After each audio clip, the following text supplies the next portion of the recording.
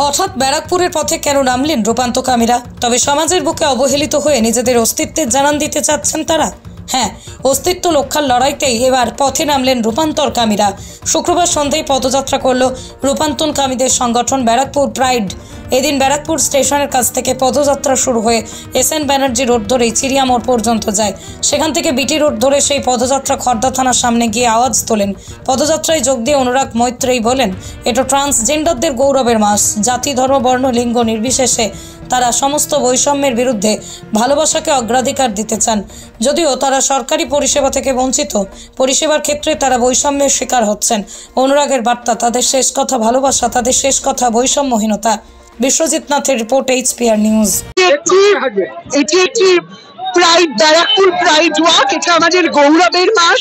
Transgender, কোয়ার, LGBT মানুষদের একটি প্রাইড মান, গৌরবের মাস। তার মধ্যেই আমরা দেখেছি শহরে কলকাতা প্রাইড ওয়াক হয়, কিন্তু জেলা স্তরে উত্তর চব্বিশ পরগনায় এটা দ্বিতীয় বছর এই ব্যারাকপুর প্রাইড ওয়াক।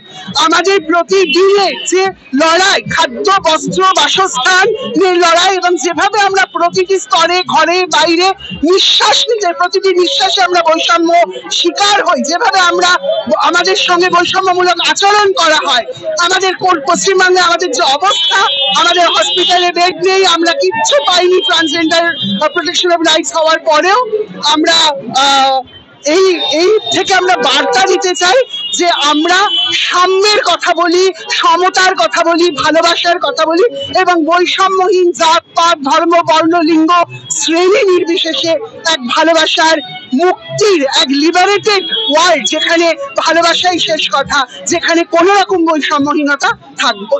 মাফ করবে, শ্রমজীবী মানুষ এসছেন, বহু মানুষ এসেছেন, কারণ আমরা সমস্ত রকম বৈষম্যের বিরুদ্ধে আওয়াজ তুলছি।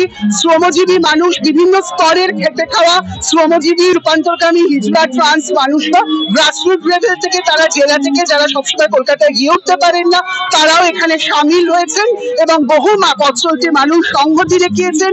আমরা এই মিছিল থেকে একটি শুভেন্দু বার্তা দিতে চাই যে ভালোবাসাই যেন শেষ কথা হয়, বৈষম্যহীনতাই যেন শেষ কথা হয়।